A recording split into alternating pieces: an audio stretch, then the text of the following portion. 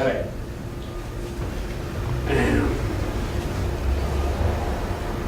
En un edificio, ¿no? La construcción de un edificio es lo más probable que ahí nos conviene a su alzada.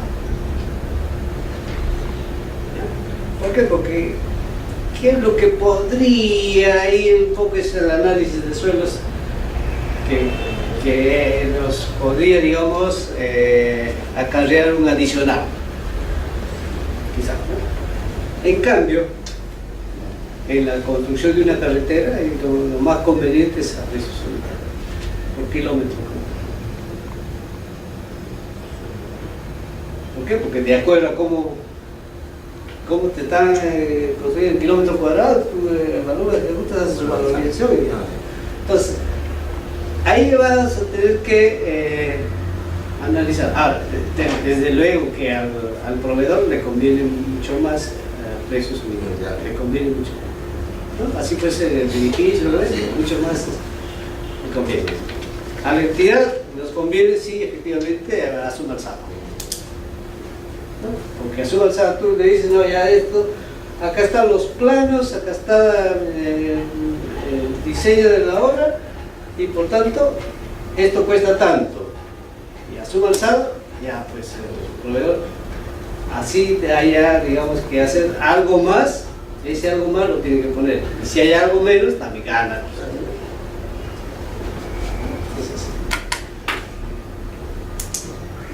Entonces, no sé si está claro la diferencia entre, ya, por si acaso, señores, cuando dice a su alzada no es igual decir que sí tengo único, ahí, o al revés, cuando dice precios unitarios no es relación de mentira. Ya, si tenían esa idea, como les digo en forma coloquial, borren de su chip, formateen esto y cambien, ¿no?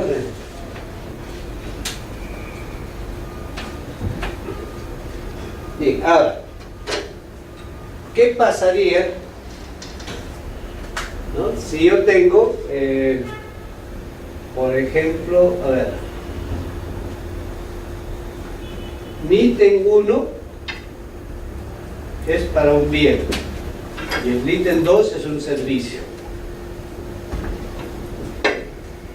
Estoy hablando de un proceso de selección según relación de ítems. ¿Cómo defino? O sea, en las bases yo tengo que decir ¿qué es? ¿Es obra o es servicio? Pero ¿es servicio o es bien? Igual, si fuese para un proceso de selección según relación de ítems, donde tenemos el ítem 1 es consultoría de obras y el ítem 2 es la ejecución de la obra.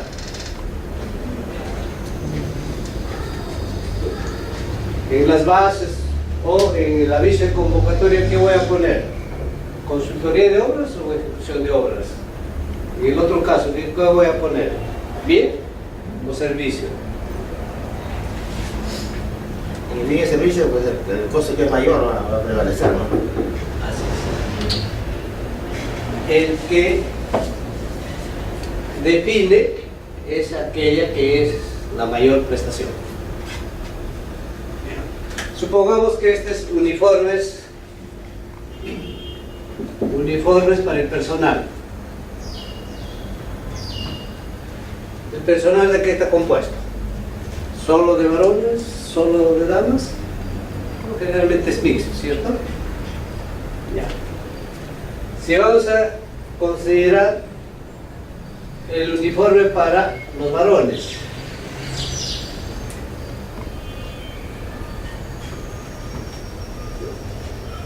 ¿será bien o será servicio? A los varones generalmente lo que hacemos es, ya, cuáles son las medidas, cuál es el color, etc. Ya, nos vamos al Yoke, nos vamos a Saga, qué sé yo, y compramos, ya hecho, ¿sí? Entonces, generalmente para los bienes o para los varones es bien, digo generalmente, ¿eh?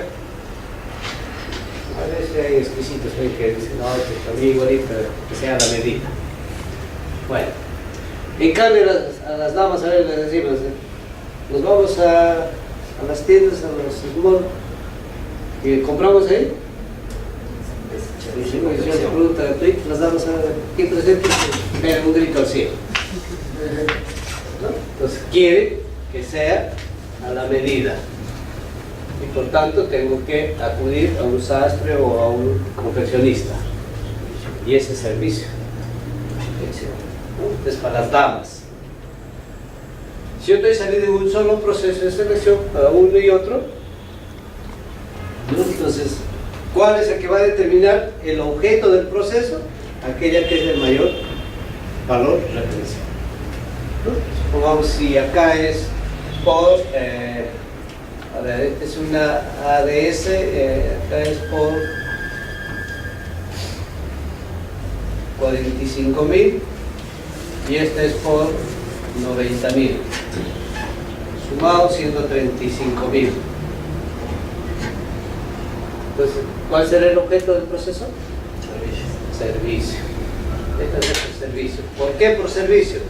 Porque el mayor valor es el servicio. Igual acá, ¿no? Cuando es concurso oferta,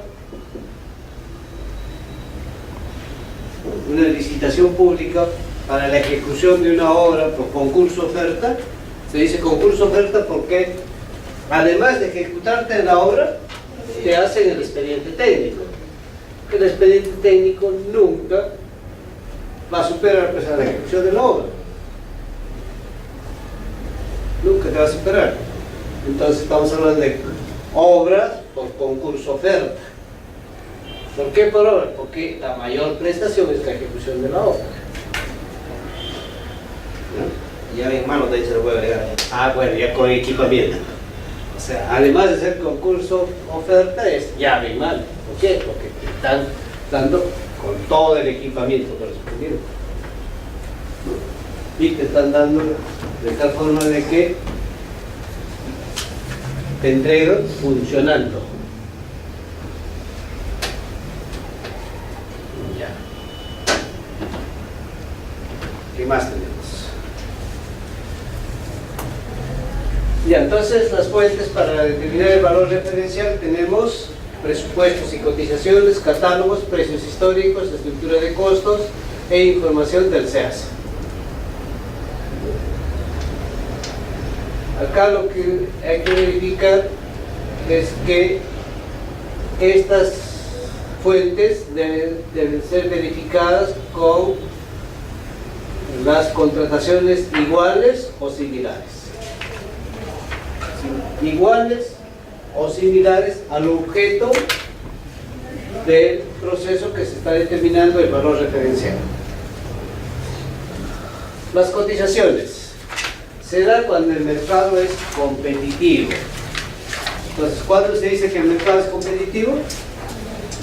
Cuando hay competencia. Para existir competencia, por lo menos tiene que haber dos o más cotizantes. Dos o más cotizantes. Las cotizaciones constituyen una sola fuente. Por más de que ejecute 100 cotizaciones, todas estas cotizaciones corresponden a un solo o una sola fuente. Hay que tenerlo claro el método para discriminar las cotizaciones. Vamos a hacer un ejemplo para que ustedes mismos. Sí, es necesario realizar el estudio de mercado en una MC programada o no programada. Que en la norma es digo, ese lado. Le dice resumen ejecutivo. Que el resumen ejecutivo es justamente el resumen de ese estudio de posibilidades que ofrece el mercado. Y te doy con un ejemplo, me vas a dar la razón.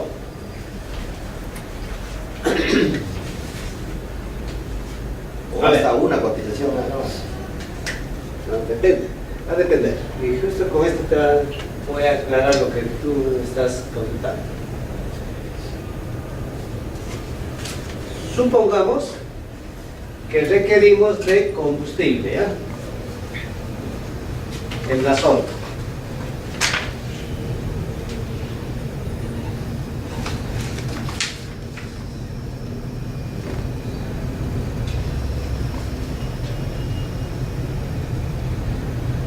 Escribe gasol. ¿Dónde el H? ¿En el SN? Gas. ¿Sol? ¿Así? Es raro, ¿no? Ya, supongamos gasol de 97. ¿Ok? Y vamos a asumir de que esta compra va a ser por la Municipalidad Distrital de San Isidro. San Isidro, Lima.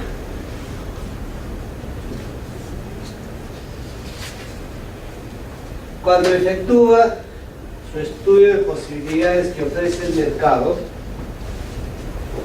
lo más probable es que efectúe cotizaciones.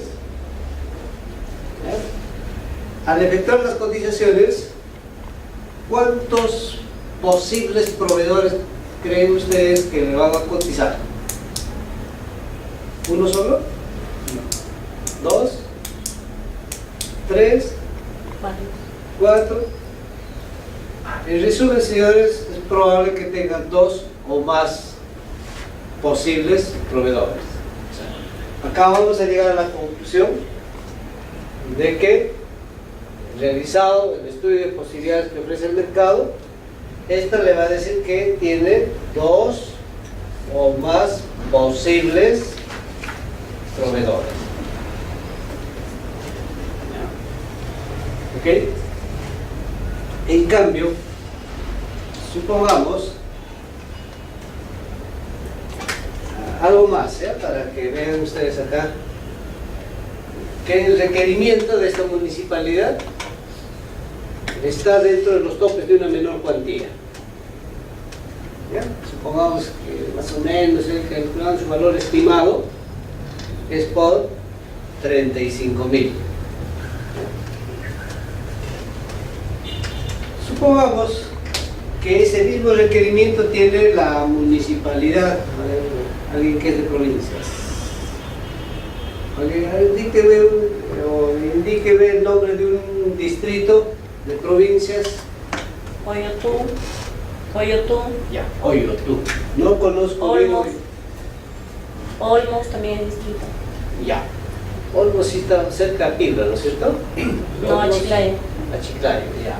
Oyotú está También cerca de Chiclayo. también cerca de Chiclayo. ¿Cómo se escribe? Normal, ¿cómo suena? Olmos. No, el otro Oyotú que se llama. Oyotú con Y. ¿Así? Sí. Ya. En Oyotú, si yo realizo mi estudio de posibilidades que ofrece el mercado, ¿cuántos posibles proveedores tengo de gasolina? Ahí fue, la más cercana fue en Cayaltí, pero lo que sí tuvieron posibilidades ahí fue hicieron una carretera y la empresa salió ganando ahí con el material, lo que era la arena y lo que era ¿cómo se utiliza la arena ahí? Esa arena más grande, los agregados.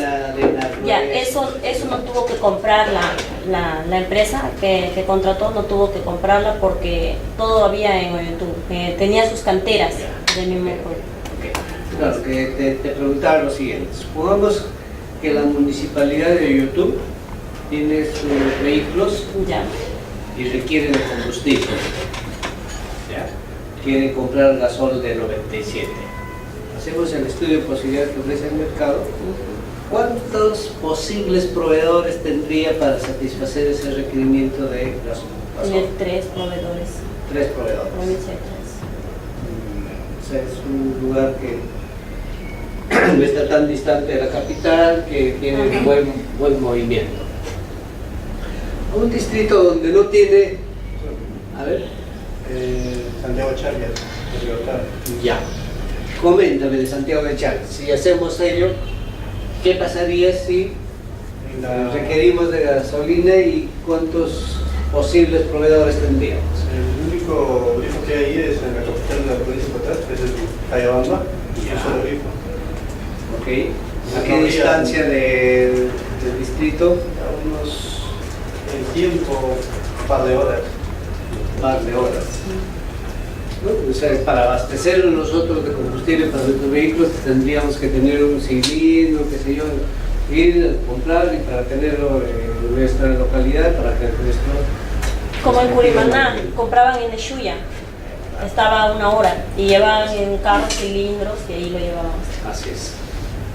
Bien, entonces, no es igual, no es igual en cada uno. Y lo más probable que estos señores para todo el año van a requerir, ya que no sea por 35.000, que requieran por 13.000 o 14.000, que te obliga, porque ojo, es para todo el año, ¿no? Para todo el año fiscal, y que te obliga a ejecutar el proceso de selección. Entonces, por más de que fuese no programado, fuese el proceso de selección de menor cuantía, tienes que ejecutar, realizar tu estudio de posibilidades que ofrece el mercado para determinar, entre otros, el valor referencial. Ahora, una vez determinado tu valor referencial, ¿qué te dice la normativa, no? Que al momento de convocar, cuelgas tus bases y tu resumen ejecutivo. Pero este segundo caso del resumen ejecutivo te dice que no es obligatorio cuando es menor cuantía.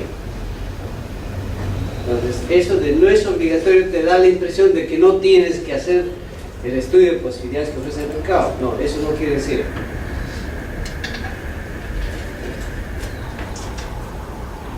Ok.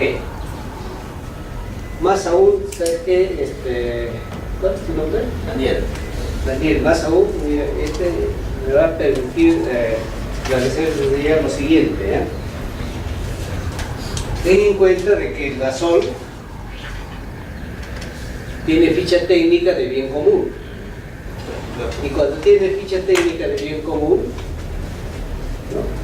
Tú estás obligado a hacer subasta inversa. Y mínimo tiene que haber 2.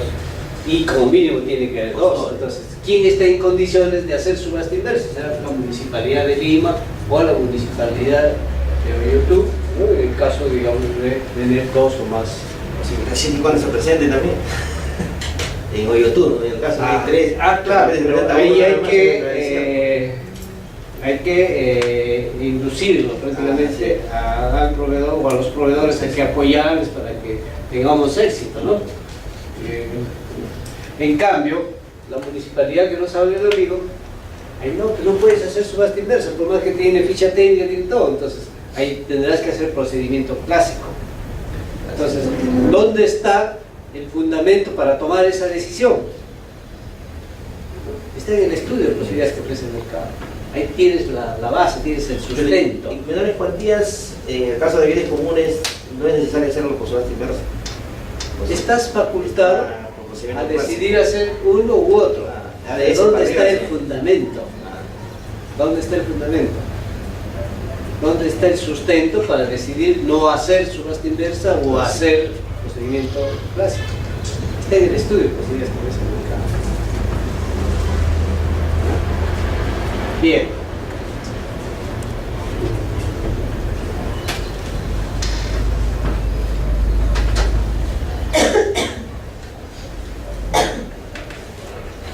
Entonces, miren, el órgano encargado podrá solicitar al área usuario técnica el apoyo y este está obligado a darla. El área usuaria o técnica podrá recomendar justificadamente se revise el valor referencial. El comité especial puede solicitar la revisión del mismo. Si ve que está mal determinado, antes de continuar, el comité especial puede poner, ¿no?, su advertencia y decir, señores, eso está mal, entonces síganse revisar, ¿no? Valor histórico. ¿Qué es el valor histórico?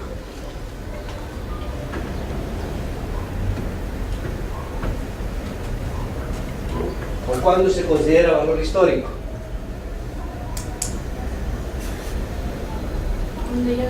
Cuando un proveedor ya ganaría un proceso. Ya. ¿De otra entidad o de nuestra propia entidad?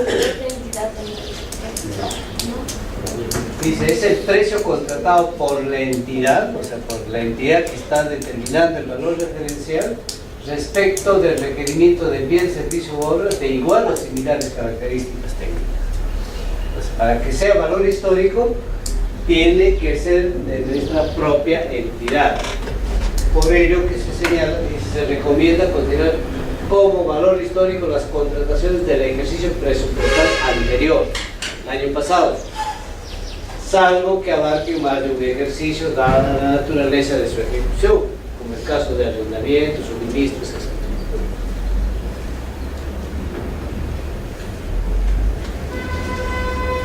Estructura de costos. Esto más es utilizado en el caso de obras y en el caso de servicios. Y esto es importantísimo cuando vas a salir a precios unitarios. Para que tú trabajes con el sistema de contratación a precios unitarios, condición es que les demuestren que el valor referencial ha sido determinado a través de la fuente de estructura de costos. Cosa que cuando el proveedor te lanza su oferta, también te va a lanzar la oferta con estructura de costos. Y si es la oferta a precios unitarios, entonces es obligatorio que la propuesta económica, además de decirte el total de su oferta, esta tenga que ser estructurado o desmenuzado a través del formato de estructura de costos. ¿Por qué? Porque la gestión del contrato la vas a gestionar, la vas a supervisar, la vas a evaluar, la vas a ejecutar en función a la estructura de costos, es decir, a los precios unitarios.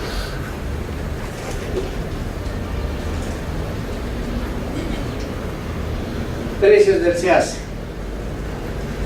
Si queremos tomar los precios del SEACE, estas deben de estar basadas exclusivamente en datos de valores adjudicados. Y qué mejor si son valores consentidos. ¿Ya? Y no de tu propia entidad, porque si es de tu entidad es valor histórico. Tiene que ser de otras entidades distintas al requerente. Son de bienes, servicios u obras de iguales o similares al objeto de contratación, debiendo descartarse aquellas de inferiores características.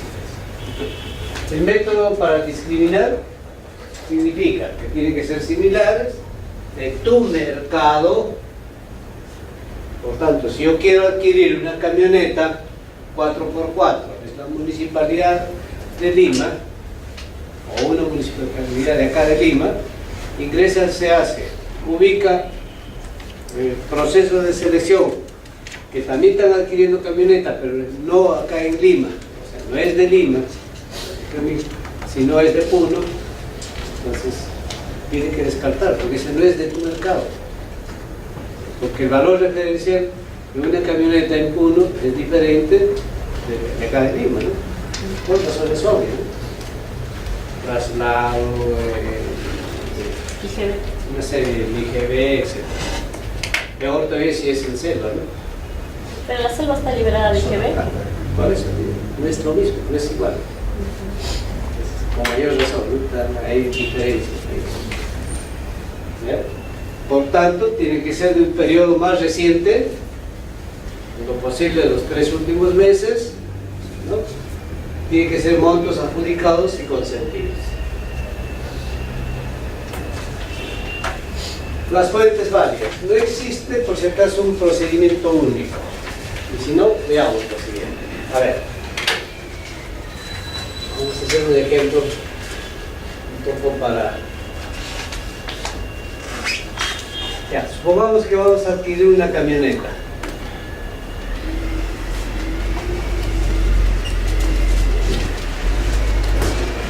Cuatro por cuatro.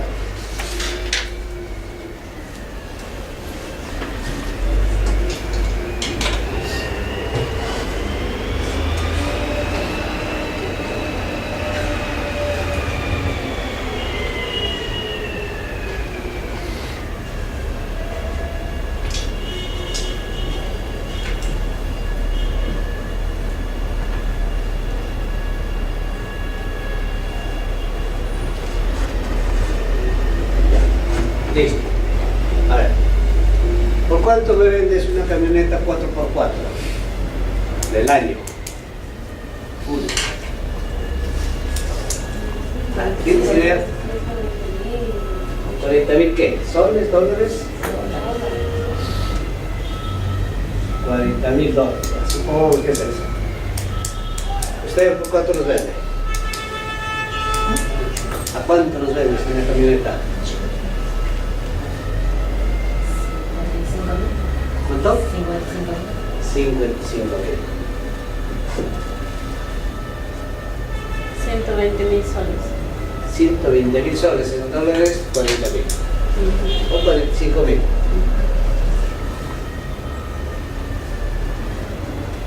$39. Marca china. A ver. Chino. ¿Usted? 60.000.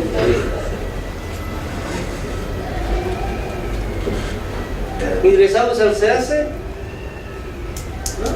Y encuentro con estas características y tengo por 45.000, tengo por 48.000.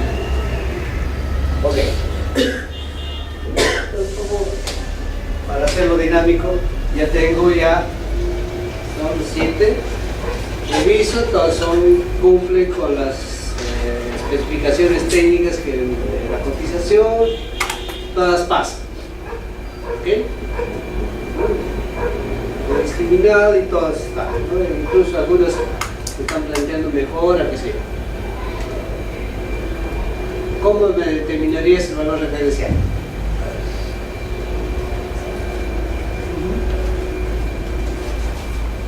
Teniendo esos datos.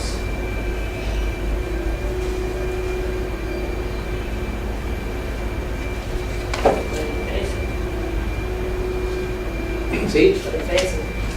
Sí, pero ¿cuánto para ti? Si todas con todas las características, el 4. Por cotización del 4. Ya, o sea, para usted es el menor precio. Tienen las mismas características. Claro. Por menor precio. Para usted ese sería el primer valor referencial. ¿Ok? ¿Cómo me determina ese valor referencial? No creo que igualito vas a proceder, ¿no? ¿Cuál sería su valor referencial?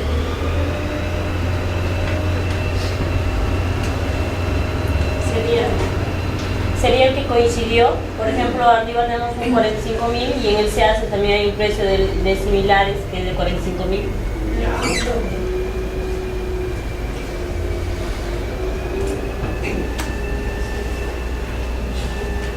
Por coincidencia.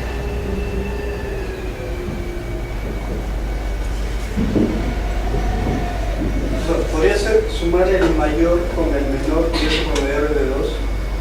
Ya.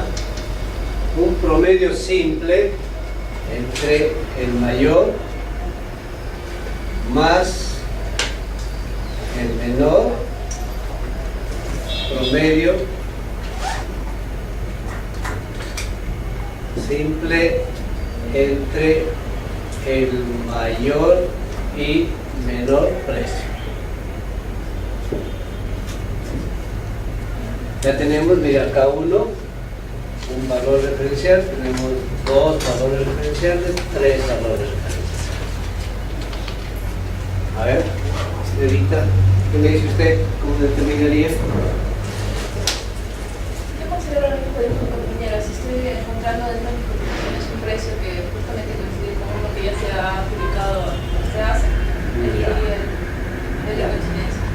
Entonces se acoge a esta forma. ¿Usted, señor, cómo haría? ¿Cuál es la característica de Bueno, todas según, ¿no? Usted ha cotizado y todas tienen características y algunos están de acuerdo seguramente a su marca, qué sé yo, no te están dando un precio, ¿no? Entonces, hay que ir a pedir mucho la diferencia de precio?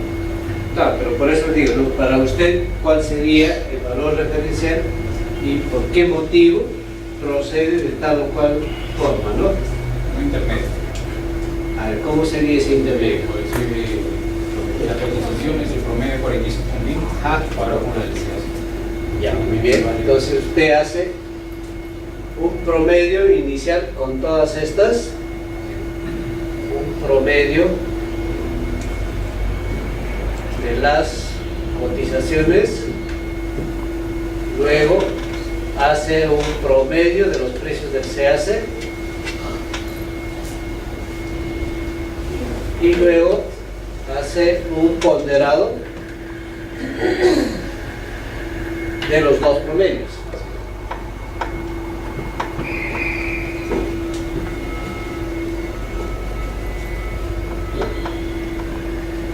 Es un método mucho más, digamos, más llamativo, más coherente. ¿Tendrías otra forma? ¿Usted cómo lo hizo? De esa forma. Es un procedimiento mucho más coherente que nadie así fácil no te puede refutar, ¿no? Entonces, ¿qué es lo que les quiero transmitir? Si bien es cierto, señores, no hay un único procedimiento, porque si yo les dijera, señores, por si acaso, la forma como se establece el valor referencial, me tienen que sumar las cotizaciones, dividir entre el número de cotizaciones, luego de la otra fuente hacer lo mismo, sumar, sacar un promedio y luego un promedio ponderado, ¿no? Donde quizás le darán mayor ponderación a lo que es cotizaciones, menor ponderación a lo que se hace. Entonces, es quizás mi forma de proceder, producto de mi experiencia, producto del objeto que tal, producto de que conozco mi mercado, sé más o menos cómo se mueven los proveedores, que algunos de ellos no me va a reclamar, porque acá quizás me va a reclamar, oye, usted me está discriminando, no me está tomando en cuenta el tema de mi cotización, y usted al lanzarse con el menor precio, además de discriminarme, señor, por si acaso usted está optando por un carro chino, ya, por darles un ejemplo, no sé qué significa que el carro chino está pésimo, ¿no? Pues, no es. Entonces, hay que buscar un procedimiento donde fomentemos la participación, hagamos, ¿no?, que no haya mucha discrepancia entre tus posibles participantes y a todos les demos oportunidad. ¿Y eso de qué va a depender? Depende de tu objeto, de tu mercado, y depende de la experiencia del especialista que te está apoyando en la determinación, es decir, de tu área usuaria que te está apoyando en la determinación. Un ejemplo, ¿por qué les digo del especialista? Supongamos que requerimos de un desarmador. Todos conocemos un desarmador, pero en alguna oportunidad hemos utilizado un desarmador. ¿Ya? Si tenemos un desarmador, esos chinos que aparecieron hace años con fuerza, donde tú utilizabas, dabas un par de vueltas y ya estaba robado, ya no servía, tenías que botarlo.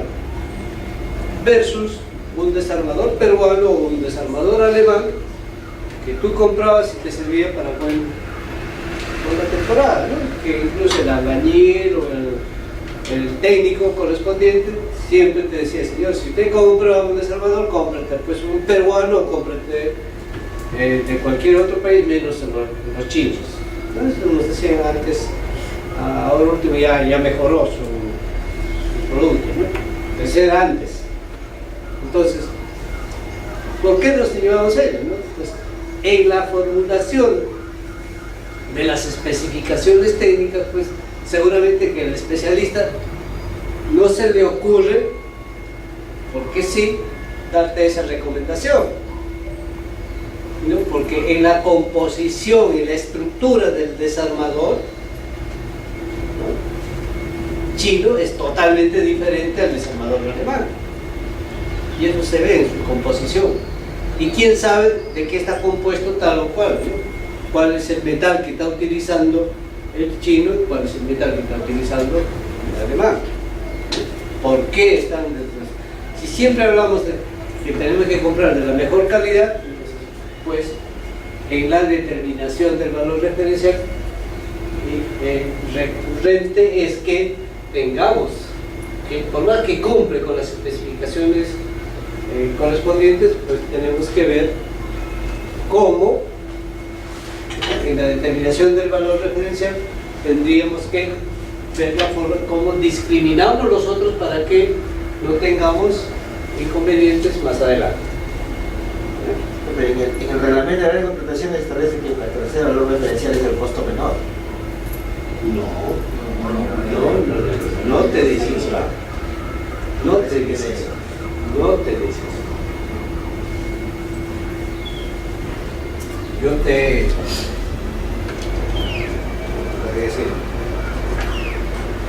haría una calificación con las participaciones y yo te haría un super calificativo, porque si tú me demuestras qué articulado de la normativa te dice que en la determinación del valor referencial tú tienes que escoger el menor valor.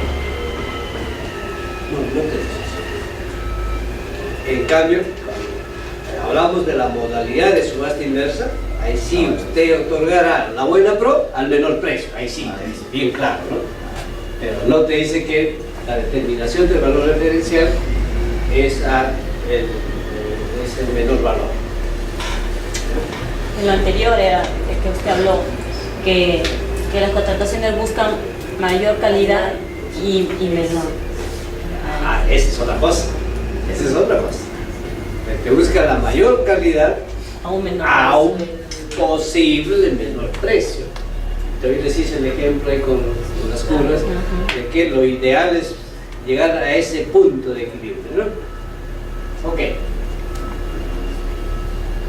Bien, entonces, señores, creo que con este ejemplo dejo en claro de que no existe un solo procedimiento. No es único el procedimiento. No es una sola forma de cómo voy a determinar. Hay casos que sí podrías tú de frente acudir al menor precio. ¿En qué caso, por ejemplo, podríamos nosotros haber optado del menor precio?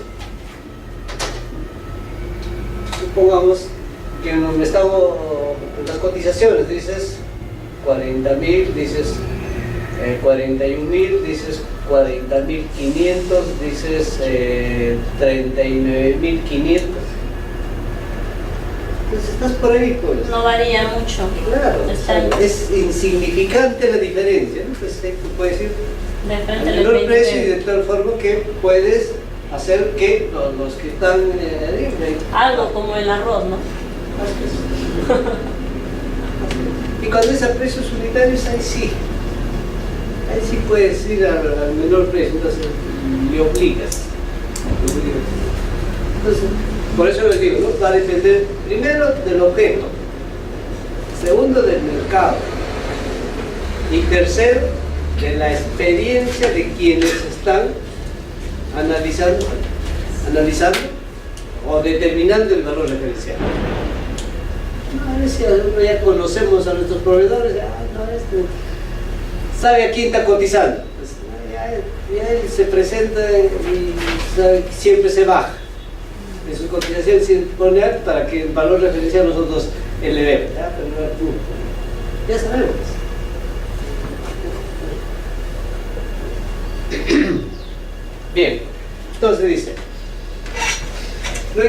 procedimiento único para discriminar las fuentes válidas y tampoco existe un procedimiento único para discriminar los precios válidos, ¿no? Priorice, dice, las fuentes de información considerando las más relevantes según la naturaleza de la contratación y analizando en qué medida satisfacen tus requerimientos. Ahí tiene que ver eso cuando, por ejemplo, sabemos cuando una entidad contrata y la otra parte siempre a lo último no cumple y encima se van al arbitraje, y cuando sale otra convocatoria los mismos vuelven a postular, como que ya no les toman en cuenta, ¿no? ¿Que Bueno, podrían hacer algo esas personas o? a ver, cuando incumplen los proveedores de un contrato, ¿qué corresponde a la entidad? Cuando llegan a eso, al arbitraje, la entidad con la parte que contrataron, termina eso ya, vuelve otra convocatoria y las mismas personas que llegaron al arbitraje vuelven a la convocatoria. Vamos por un poco aclarando conceptos, ¿ya?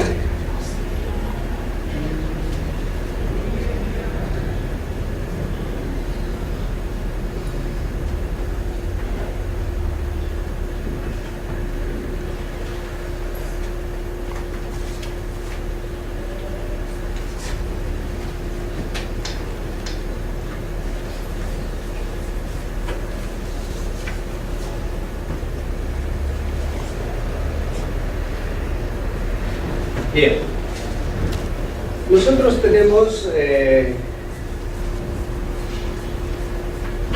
incumplimientos que pueden ser hasta antes de la suscripción de un contrato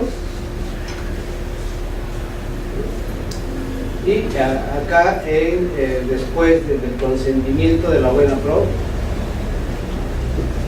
hasta antes de la suscripción del contrato puede haber un incumplimiento. ¿Cuál es ese incumplimiento? El no suscribir contrato, ¿no? Habiendo ganado la buena pro, no suscribe contrato. Entonces, cuando tenemos la no suscripción de contrato, ¿qué va a pasar ahí? Por no haber suscrito contrato, es pasible de una sanción por parte del Tribunal de Contrataciones, ¿ok? Entonces, una vez sancionado, durante el periodo que dura su sanción no puede presentarse a otro proceso de sanción. ¿Por qué? Pues está sancionado o está inhabilitado para contratar con el Estado. Pues bien, si ya suscribió un contrato, entonces ya estamos en la fase de ejecución contractual. Cuando estamos ejecutando el contrato, puede darse la figura de un incumplimiento de contrato. Si hay incumplimiento de contrato, también es pasible de una sanción por incumplir con la prestación. ¿Qué es diferente? Que se produzca alguna controversia en la ejecución del contrato. Cuando se produce controversias, o sea, hay discusión, pongamos que es una controversia producto de una ejecución de una obra, ¿no? Mientras que el proveedor, el contratista, dice: señor, en el expediente técnico no señala lo que usted me está pidiendo. La entidad le dice: señor, después de haber hecho el movimiento de tierras, usted debió de haber hecho las excavaciones por una profundidad de 80 metros. Sin embargo, usted solamente hizo 60 metros. Entonces, el contratista dice: no, señor, acá en el expediente técnico dice 60 metros y usted me está pidiendo 80 metros. Entonces hay una controversia, una discusión ahí. Entonces, ¿quién resuelve en primera instancia esa controversia? Es el árbitro. O perdón, la conciliación. Primero nos vamos a conciliación, ¿no? No conciliamos, entonces nos vamos a arbitraje.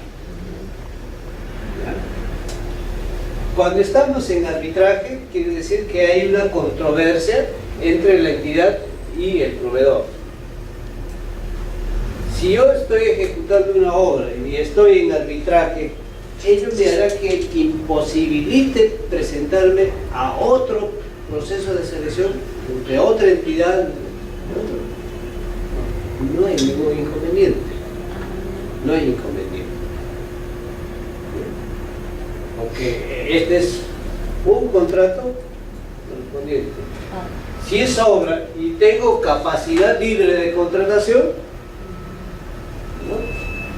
Entonces yo puedo presentarme, por más que esté en arbitraje, puedo presentarme en otro proceso. Pues lo que sí no puede presentarse cuando estás sancionado, eres pasible de sanción. Esa es la diferencia. Pues disculpe, ¿la sanción solo corresponde a la inhabilitación o hay, digamos, una multa de por medio? Es uno u otro. O sea, no puedes doble vez sancionar. ¿No? Los proveedores están sancionados, ¿no? Y la sanción es inhabilitación temporal o definitiva.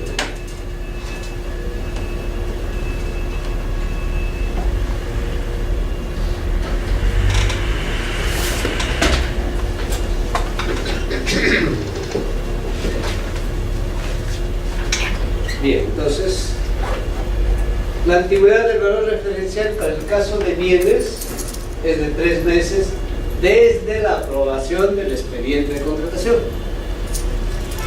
En cambio, la consultoría es de 3 meses, pero contados desde la fecha de determinación del presupuesto de consultoría de obra obtenido por la entidad en el estudio de posibilidades que ofrece el mercado, ¿no? O consignado en el expediente de contratación. Las obras contadas a partir de la fecha de determinación del presupuesto de obra que forman parte del expediente técnico. Límites. En bienes y servicios no puede superar el valor referencial y el límite inferior no tiene. No hay límite inferior. ¿Te pueden ofertar un céntimo? Sí. Consultoría de obras, no puede superar el valor referencial, hay límite mínimo, dice, nadie puede ofrecer por debajo del 90%. Estos casos hay que tener bastante cuidado, ¿no? Porque en las bases, cuando es esta y también en este caso, ¿no? Tienes que indicar el valor referencial es tanto y es al 100% es, digamos, 100 y al 90% se va pues 90, ¿no? Si es 100.000, acá 90.000. Por tanto, si es otro monto, otra cifra, ¿no? Supongamos que el valor referencial es 100.310, entonces el 90% ¿cuánto será?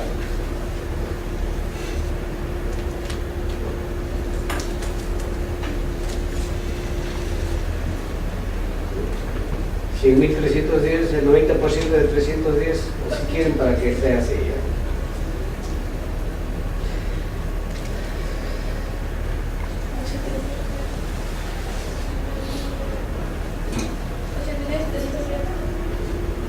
Claro.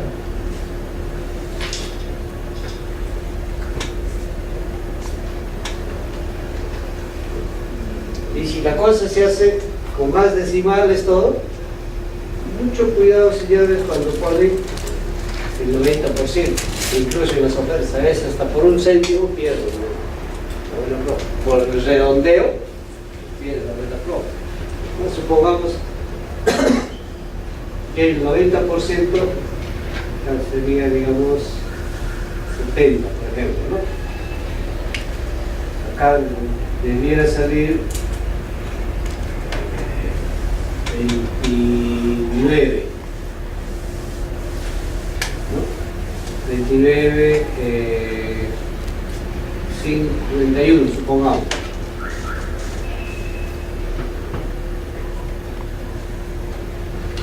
Entonces acá debieras de poner 90.030, 30, para que no pegue por defecto. Cosa que quien se presenta, por más de que te sale efectivamente esto, preferible tu valor, tu monto ofertado que sea por 30, ¿no? Y te obvias el problema. Porque a veces lo que hacen es, le ponen por 29. Esto están menospreciando, ¿no? Por esos céntimos o centésimas, pierden. Igual en el caso de obra, ¿no? Si bien es cierto, acá te dice el límite superior es 110, el límite inferior es 90. Y eso mismo corre para los adicionales, corre para los contratos complementarios, ¿no?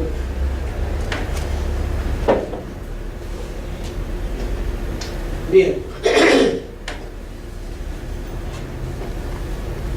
Ustedes no sé si se han podido percatar, siempre que hablo de estudios de posibilidades que ofrece el mercado, digo que una de las conclusiones es la determinación del valor referencial. ¿Por qué? Porque el estudio de posibilidades que ofrece el mercado no solamente nos va a servir para la determinación del valor referencial, es uno de los datos. Porque el valor, el estudio de posibilidades que ofrece el mercado nos permite determinar la pluralidad de potenciales proveedores y la posibilidad de distribuir la buena pro. Acá hay otros conceptos. Distribución de la buena pro no es igual que pro rata, señores. Es totalmente diferente la figura. Distribución de la buena pro significa que un mismo objeto, en otras palabras, un mismo ítem, puedo otorgar, ¿no?, la buena pro a dos o más proveedores, e incluso puedo declarar desierto parcial del ítem.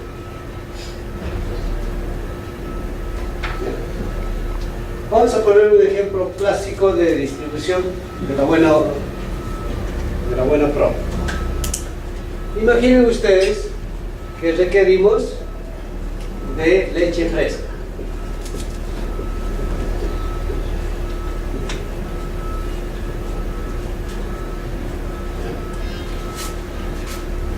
Y requiero diario que me abastezcan de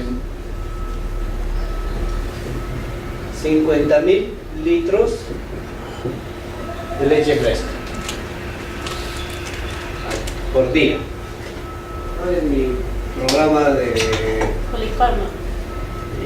Caliwarma, o en mi programa de complementación alimentaria, o en mi PBL, programa de vaso de leche, etc., ¿no?, que yo quiero que diario me abastezcan de 50.000 litros.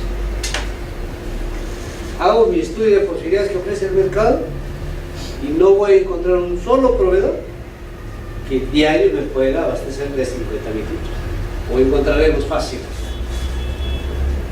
Hay en las cuencas lecheras del país, Cajamarca, podrás encontrar un solo proveedor que te abastezca de los 50.000 litros diarios. Bien difícil. Por lo menos en lo que conocí en Cajamarca, no encontraba yo un solo proveedor que me pueda abastecer de 50.000 litros. Entonces, ¿qué voy a hacer? Mi estudio me determinará que el proveedor A me puede abastecer máximo, digamos, 20.000 litros diarios. El proveedor B me abastecerá de 10.000 litros diarios. El proveedor C de 5.000 litros diarios. Y así puede ir, ¿no?, hasta un proveedor N que me abastecerá, digamos, de 500 litros diarios. Entonces, es muy probable que yo adjudique no a uno solo. Yo voy hasta donde llego a los 50.000, ¿no? Ahí está fraccionando No, espera. paquete. Tampoco existe el paquete solo ahí. Es un solo ítem. Es ítem único de 50.000 litros. ¿No? Ni siquiera estoy diciendo prorata. Prorata es, hay dos que han empatado, ¿no? Y si es divisible, mi objeto, yo divido entre los dos. Y si hay acuerdo entre los dos a que los dos compartir la prestación, ese es prorata. En cambio acá es distribución de la buena pro.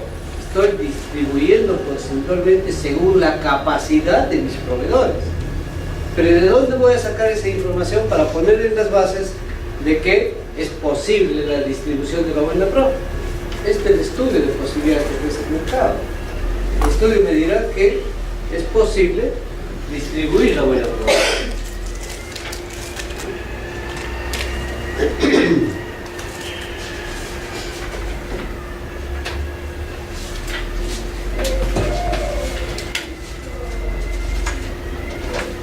Bien, ¿qué más nos ofrece el estudio de posibilidades que ofrece el mercado? Dice, determina la existencia de pluralidad de marcas y de bienes sustitutos.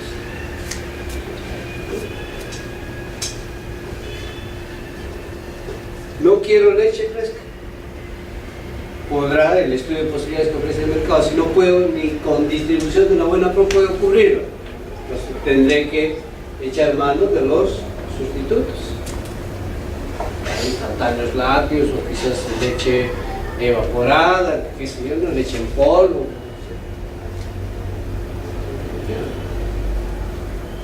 Y por tanto, también me dirá de qué marcas hay, ¿no?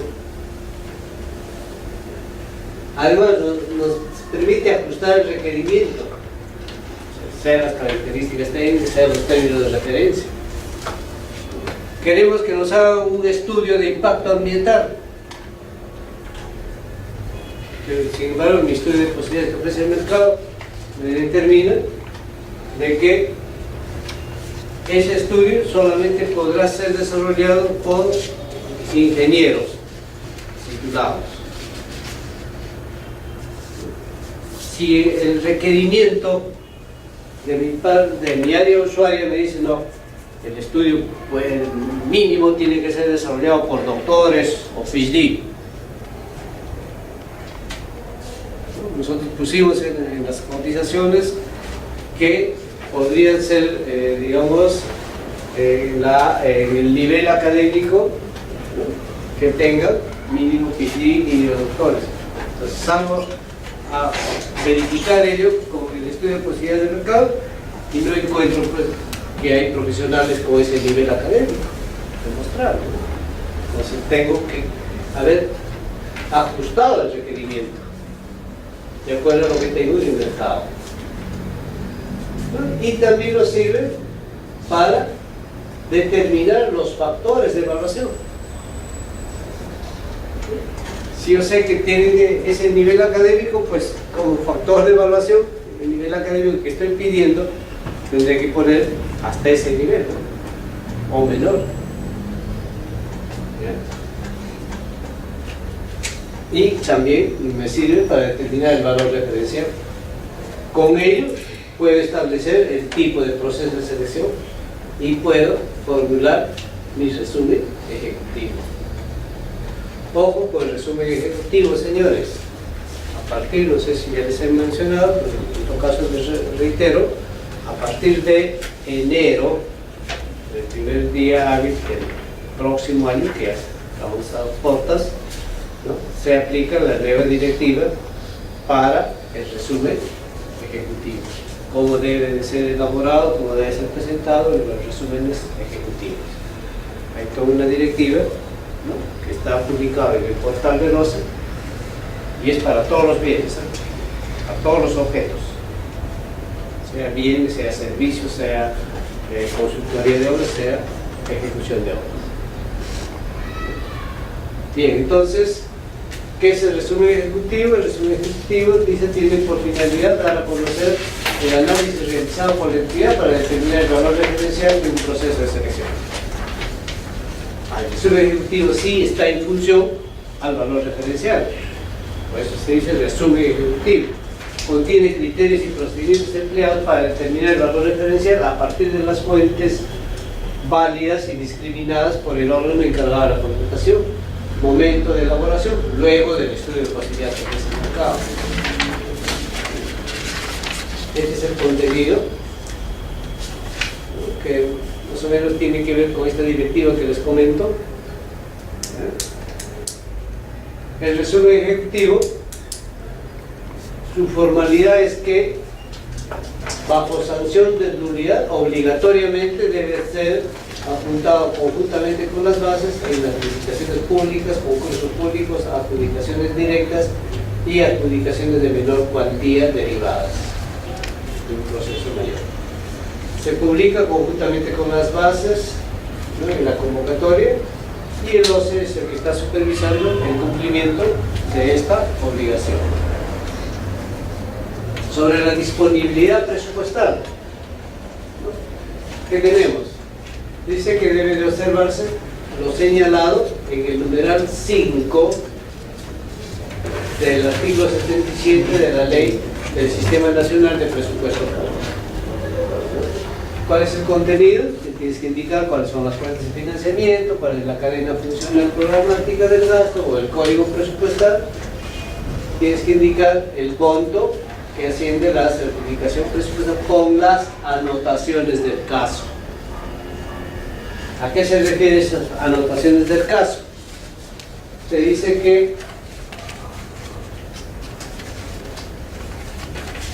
debe de tomarse en cuenta la certificación del gasto correspondiente al año fiscal en curso, ¿no?, y en el caso de ejecuciones contractuales que superen el año fiscal, el documento suscrito por el jefe de la Oficina General de Administración o el que haga sus veces en el pliego presupuestario, ¿no?, deberá indicar, ¿no?, la programación de los recursos suficientes para atender el pago de las obligaciones en los años fiscales subsiguientes. Entonces, a eso se refiere esa anotación. Si la prestación no solamente va a ser cubierto o no va a ser ejecutado en el 2013, sino también en el 2014, entonces esa certificación presupuestal que tiene que decir cuánto corresponde para el 2013 y cuánto estaría correspondiendo para el 2014.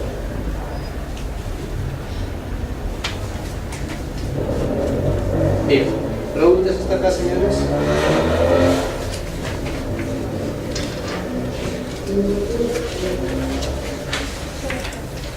Bien, sobre el comité especial debemos rápidamente afirmar de que se trata de un órgano colegiado, es decir, que tiene integrantes. En el caso del comité especial tiene 3 titulares y 3 suplentes, ¿no?, que se encarga, este órgano colegiado se encarga de seleccionar al proveedor que brindará los bienes, los servicios y ejecución de la obra. De todos estos principios, el que hay que tener sumo cuidado, o mayor cuidado, es en esto, de solidaridad, ¿no? En el caso de haberse, digamos, detectado alguna infracción a la normativa que conlleva a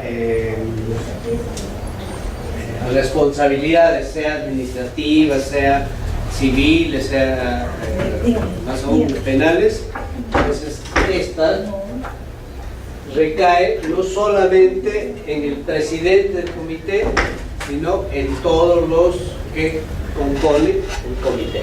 Por eso se dice que solidariamente todos somos responsables, a no ser que hayas hecho constar tu disconformidad en el acta correspondiente.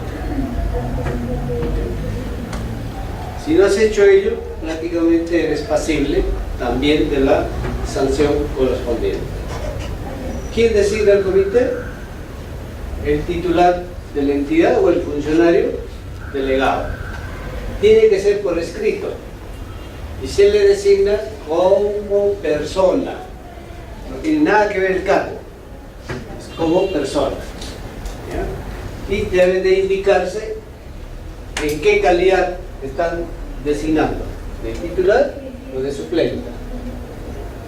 Te tiene que decir si eres el primer titular, el titular presidente, o el segundo titular, el segundo o el tercer miembro. Es necesario que en este documento donde se le está designando tenga que precisarse quién actuará de presidente. ¿No? Y debe de notificarse a todos los miembros, e inclusive a los suplentes. A todos se les notifica que ha sido designado como miembro del comité especial.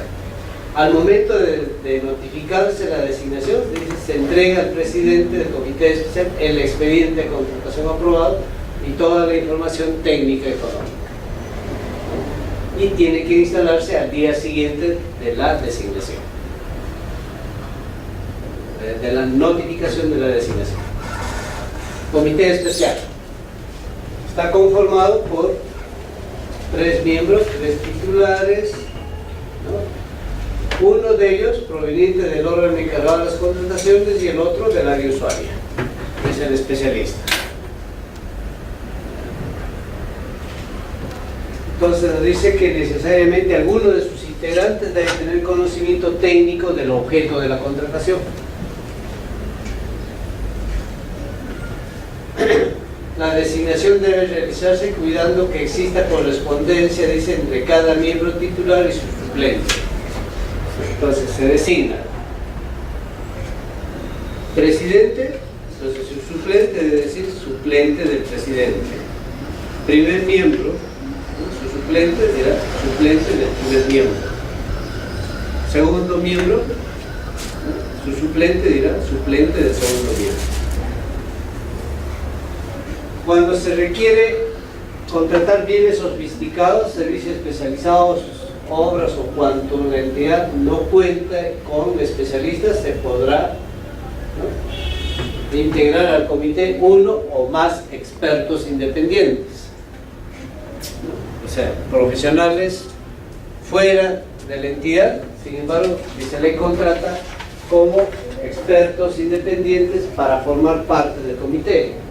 La contratación de estos expertos independientes, en todos los casos, cualquiera fuese su voto, se efectúa mediante un proceso de selección de menor cuantía, salvo que el valor referencial sea menor a las 3 unidades impositivas tributarias, entonces lo contratan directamente.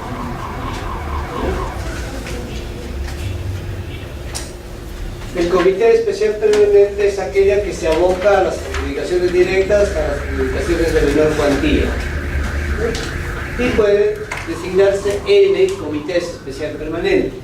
No hay un solo comité especial permanente, sino según la envergadura, según la complejidad de la entidad, tú puedes determinar, ¿no?, un número apropiado para tu entidad, como objetos existiera o objetos afines, o por propia organización.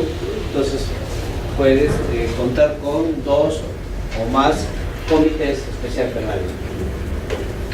Excepción: el comité especial permanente no puede abocarse a procesos derivados de un desierto.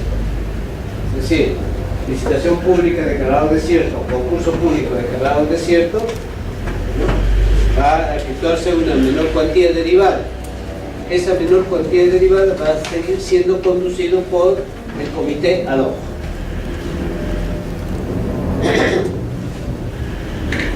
Para la conformación del comité especial permanente solo se exige que uno de sus integrantes provengan del área usuaria. O sea, es obligatorio que uno solo, o basta con que uno solo provenga del área usuaria, que es el especialista. ¿Es opcional formar parte de un comité? No. Si tenemos la suerte de formar parte de un comité, tenemos que aceptarla sí o sí. Los miembros de un comité especial no pueden ser removidos por el titular de la entidad o cualquier otro funcionario, salvo caso fortuito, fuerza mayor o cese en el servicio. Solo son esos 3 causales para remover, ¿no?, a un miembro de un comité especial.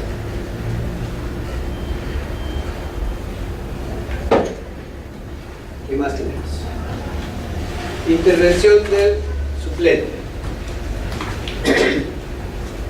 En ausencia de un titular, inmediatamente es suplido por el suplente, respetándose la conformación.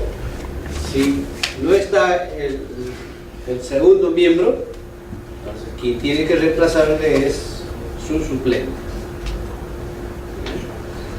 Ahora,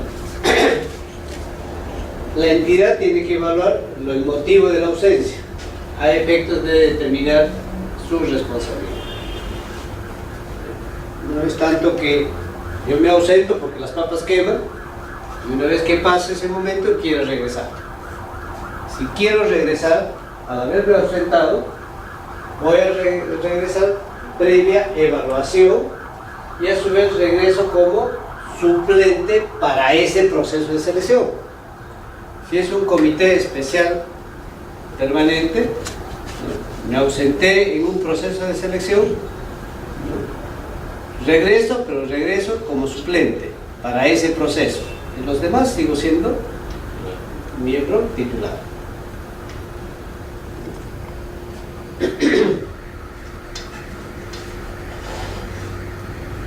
El experto independiente puede ser persona natural o persona jurídica, ¿no? Si es persona jurídica, el giro principal tiene que ser el objeto de la convocatoria del proceso, el cual puede integrar su comité especial. Su representante es la persona natural. Su contratación se realiza mediante adjudicación de menor cuantía. No es necesario que esté inscrito en el Registro Nacional de Proveedores. O sea, hay 2 condiciones ahí. El experto independiente no es obligatorio que yo me esté inscrito en el Registro Nacional de Proveedores. Además, mi contratación es por proceso de menor cuantía. Así fuese el monto. Se requiere por 60.000 soles su contratación del experto independiente. 60.000 soles ya es una adjudicación directa selectiva. Pero como es experto independiente para integrar un comité, pues lo que ahí se le contrata es con un proceso de menor cuantía. Sin embargo, si vulnera este principio de confidencialidad, entonces ahí es pasible de sanción.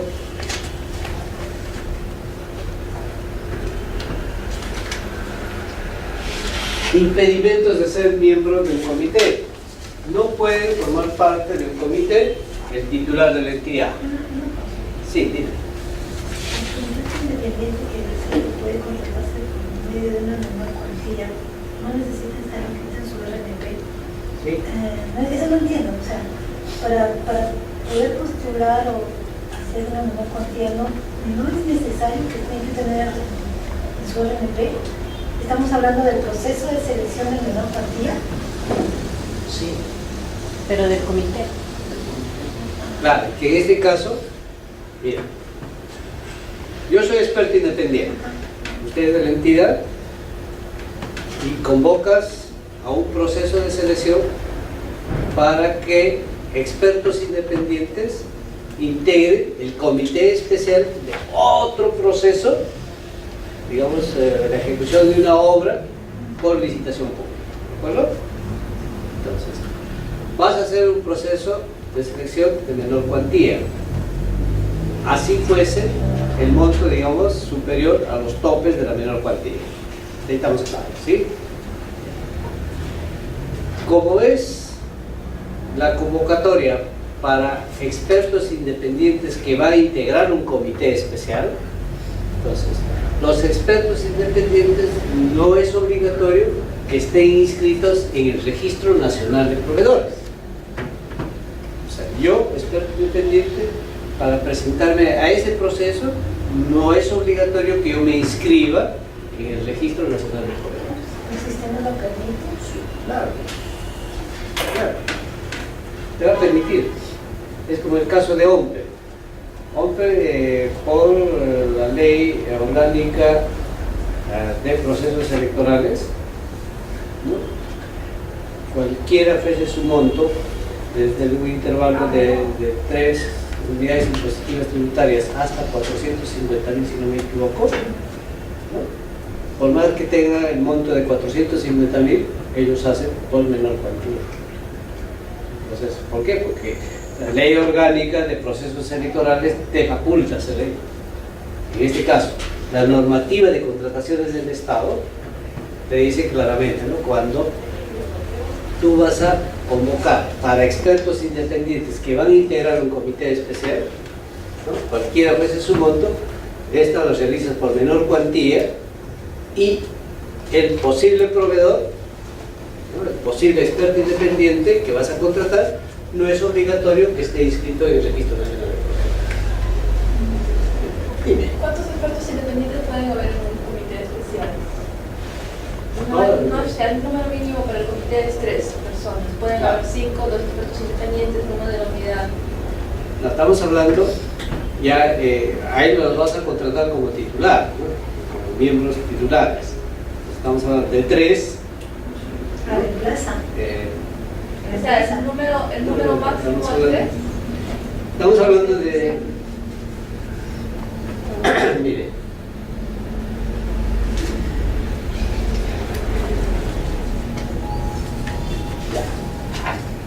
La intervención de los expertos independientes. Entonces, tú puedes contratar de los 3, puedes hacer de que, por ejemplo, 2 sean expertos independientes, ¿no? ¿Por qué no el tercero? Porque te obliga a que uno, por lo menos uno de los integrantes sea del órgano encargado de la contratación, ¿no? Y el que es integrante del órgano encargado de la contratación tiene que ser aquel que está certificado, ¿no? Para ser funcionario parte del órgano encargado de la contratación. Pues acá aquí estamos hablando de 2 posibles, ¿no? De no contar, ¿no? Y esto estamos hablando para objetos sofisticados, objetos en la cual tú no tienes profesionales en la materia. Entonces esos profesionales en la materia o esos expertos independientes tienen que ser los profesionales expertos en el objeto del proceso que vas a convocar. ¿Ya? Generalmente son los especialistas, pues. Son los profesionales. ¿Ok?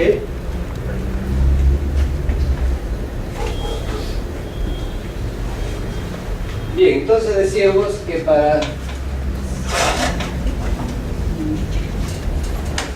ser miembros de un comité especial están impedidos el titular de la entidad, los funcionarios con atribuciones de control y fiscalización. Es decir, un regidor de una municipalidad no puede integrar el comité. El jefe del órgano de control interno no puede integrar el comité, que tiene facultades de control.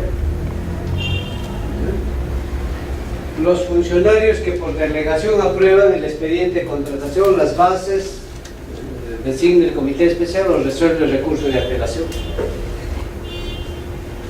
Tampoco pueden integrar el comité. Y acá, a ver, vamos a aclarar lo siguiente. Supongamos que tenemos una licitación pública. Es para la ejecución de una obra. Es una municipalidad.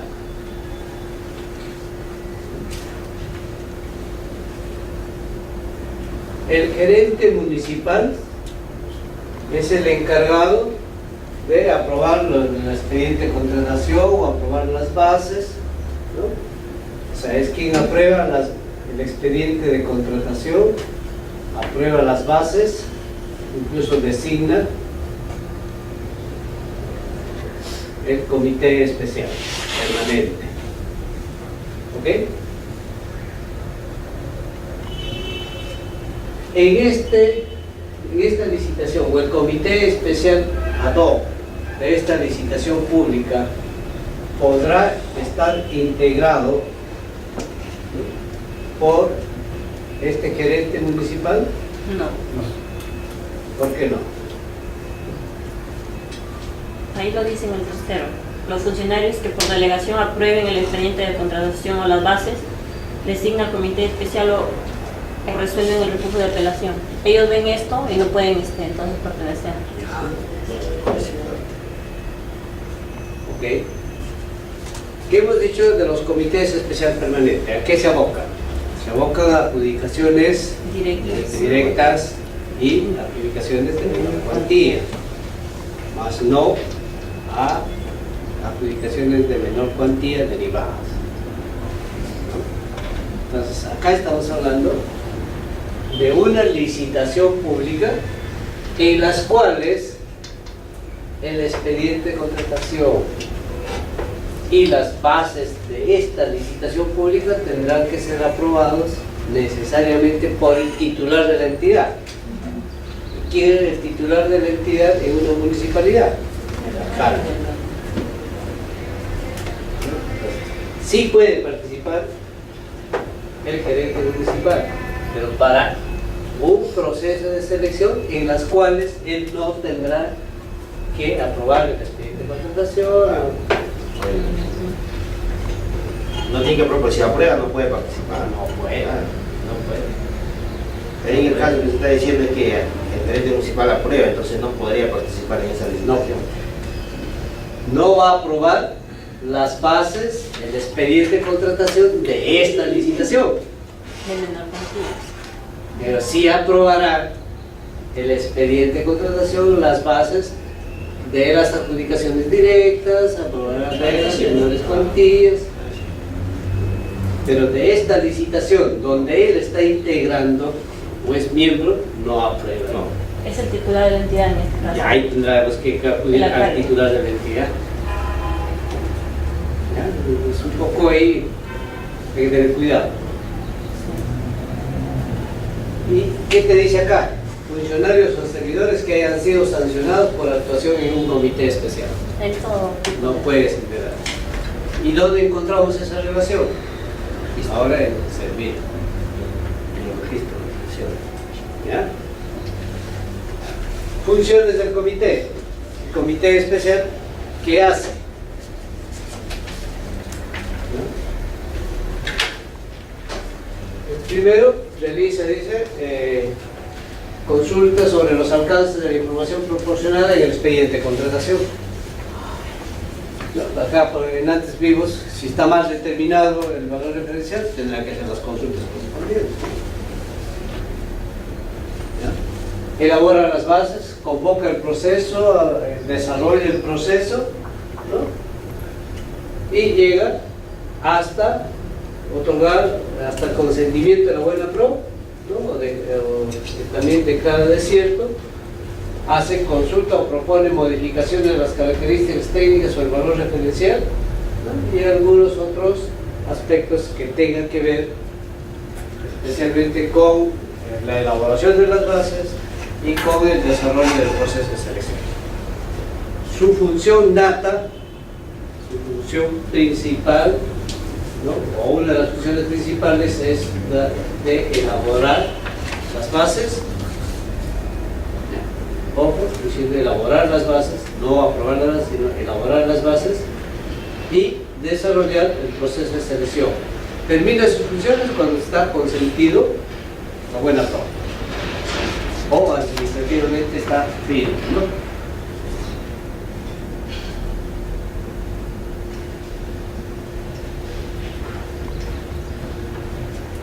¿Para qué no es competente el comité? El comité no puede modificar de oficio las bases. El comité no puede modificar, por tanto, las especificaciones técnicas o los términos de referencia. No puede modificar el expediente técnico de obra, el valor referencial, el objeto de convocatoria, el tipo de proceso, el sistema de contratación, la modalidad de contratación. O sea, eso no puede hacer el comité. ¿Cómo se adoptan los acuerdos? Con por mayoría o por unanimidad. Los actos o acuerdos del comité especial deben constar en actas. Los integrantes del comité especial son solidariamente responsables por su actuación, salvo que en el acta conste su voto discordante. Alguien que votó no y lo hayan tratado en acta. Claro. Ahí te salva, ¿no? ¿Tú no estás de acuerdo? Conste en acta. Más adelante ocurre algo, señor, yo en su momento puse esta respuesta.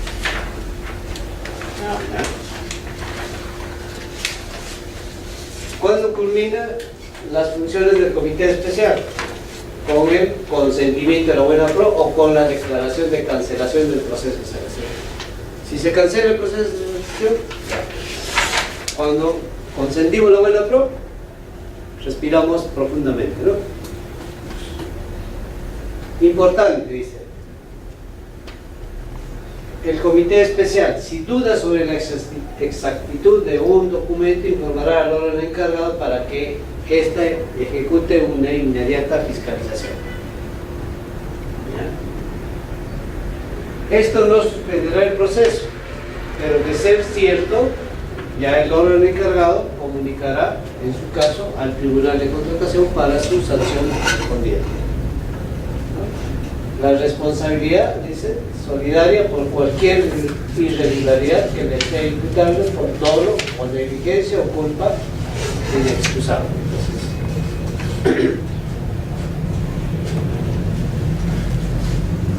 ¿Preguntas hasta acá, señores?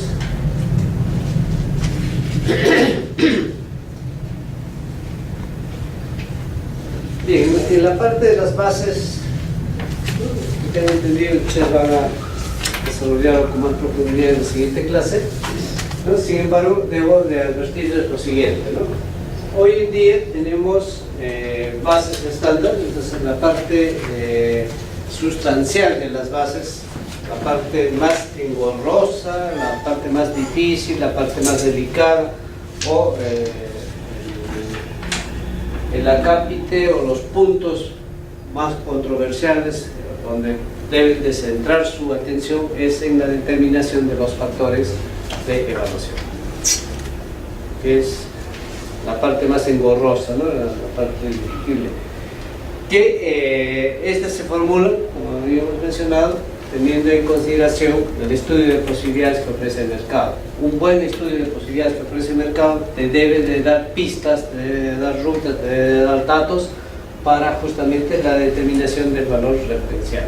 Un buen estudio de posibilidades que ofrece el mercado les dará fundamentos, les dará datos, les dará información para levantar cualquier tipo de observación. Podríamos decir que hoy en día el mayor problema, la mayor discrepancia o las declaraciones, sea de desierto, sea de nulidades, generalmente se está dando porque no estamos poniendo énfasis o sumo cuidado en el estudio de posibilidades que ofrece el mercado. Porque el ejecutar un proceso de selección ya no es tan problemático como en los actos preparatorios, y dentro de los actos preparatorios la elaboración del estudio de posibilidades que ofrece el mercado. Y en lo que atañe finalmente ya en la parte de ejecución contractual, ¿no? Los dolores de cabeza que se presentan en la ejecución contractual es producto, ¿no? Inicialmente por una mala ejecución del estudio de posibilidades que ofrece el mercado, puesto de que el contrato no solamente es aquel documento donde están todas las cláusulas contractuales. El contrato propiamente dicho está integrado por las bases, por tanto unas buenas bases va a contar con buenos factores de evaluación, y por tanto esos buenos factores de evaluación es producto de un buen estudio de posibilidades que ofrece el mercado, ¿no? Y que ustedes pueden levantar cualquier tipo de observación, incluso salvar las controversias, tanto en la ejecución del proceso de selección como en la ejecución contractual, ¿no? Te va a disipar bastante de ello, ¿no? Puesto de que si es una obra, por ejemplo, ¿no?, con el expediente técnico bien formulado, ¿no?, te va a disipar muchas dudas que te podrían presentar en la ejecución contractual o en la ejecución del proceso de selección. Por tanto, señores, es importante tomar en cuenta lo siguiente. Si nosotros tenemos, ¿no?, las nuevas modalidades de contratación o las modalidades de contratación según tipos de proceso de selección, encontramos que esta franja en azul, ¿no?, que es bienes y servicios, y esta otra franja en amarilla, que es consultoría de obras y ejecución de obras, vamos a ver que los procesos de selección, ¿no?, son menor cuantía, comunicaciones directas, selectivas, comunicación directa pública, concurso público y licitación pública. De estas, vamos a encontrar de que el convenio marco es el único EROSER quien realiza o desarrolla el proceso de selección y les deja a las entidades con la determinación del catálogo electrónico, convenio marco, para que ya hagan sus compras correspondientes mediante el giro de la orden de compra o orden de servicio.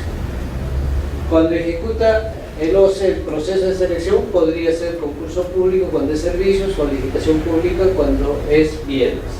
En cambio, subasta inversa, ¿no?, que es solamente para bienes y servicios, igual esta, para bienes y servicios, encontramos que puede ser presencial y puede ser electrónica. Cuando es presencial no hay para menor cuantía. En cambio, cuando es electrónica es para todos los tipos de procesos de selección.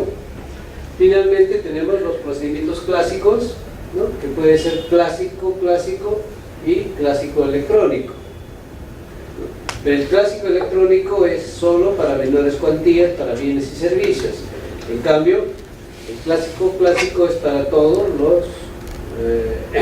los tipos de procesos de selección para bienes y servicios.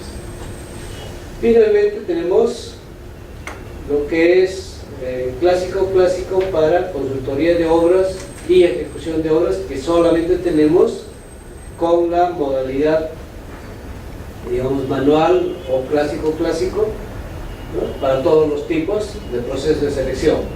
Pues bien, noten ustedes de que estos dos asteriscos significan que tienen bases estandarizadas, ¿no?, y esta con 3 asteriscos nos indica que ahí tienen también bases estándar, pero a partir recién de este año, de febrero de este año. Entonces, todos estos procesos de selección, ¿no?, son los únicos que hoy en día cuentan con bases estándar. En cambio, si vas a convocar un proceso de selección que es por subasta inversa, la entidad tiene que elaborar sus bases correspondientes, cuyas bases necesariamente tienen que estar compuesto por la ficha técnica de bien común del objeto o de los objetos que estás tú elaborando las bases. ¿Ok? Y yo creo que ahí nos quedamos. Si tiene alguna pregunta. Una consulta. La dirección de estudio de las posibilidades por este mercado había una interrogante. ¿Quién define el requerimiento técnico mínimo de la usuaria, el OS o el órgano especializado? ¿A cuál te refieres? Hasta la diapositiva 36.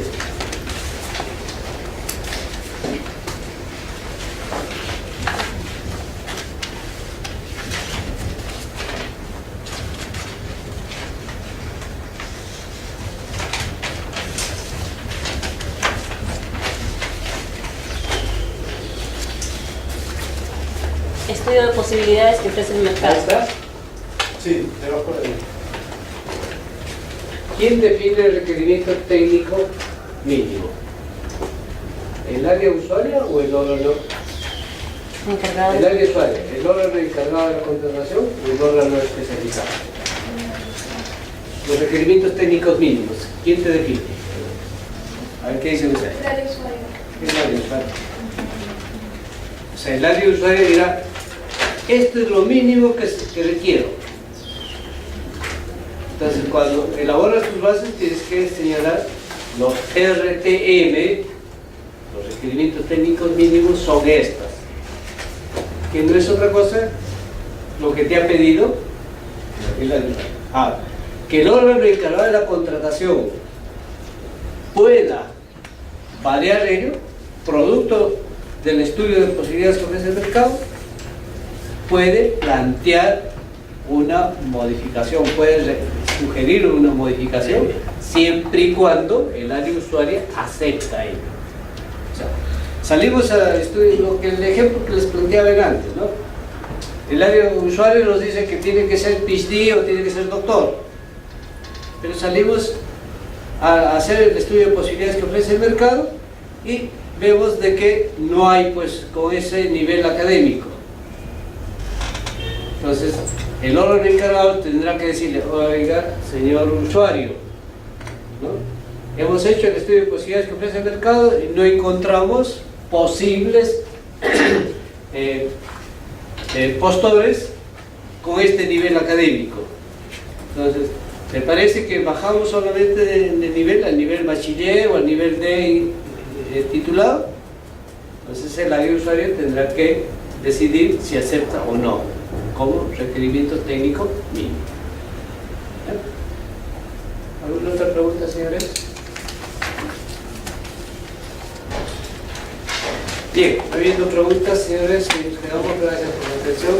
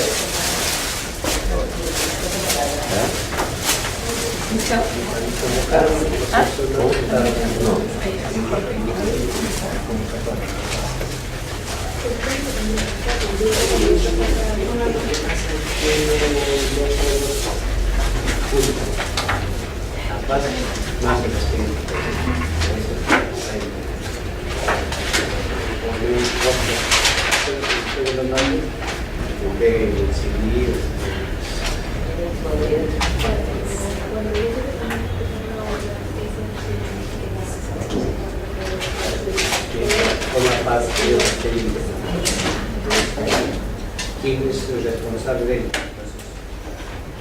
O es archivos de años anteriores, cuando ya concluye todo, entonces el órgano encargado de la contratación se desprende del desarrollo técnico y pasa al archivo.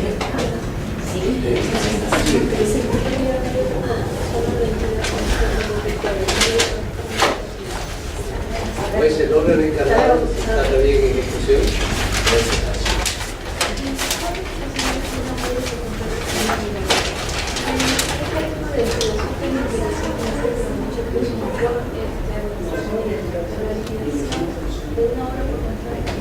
Cuando la liquidación de obra ya está presente.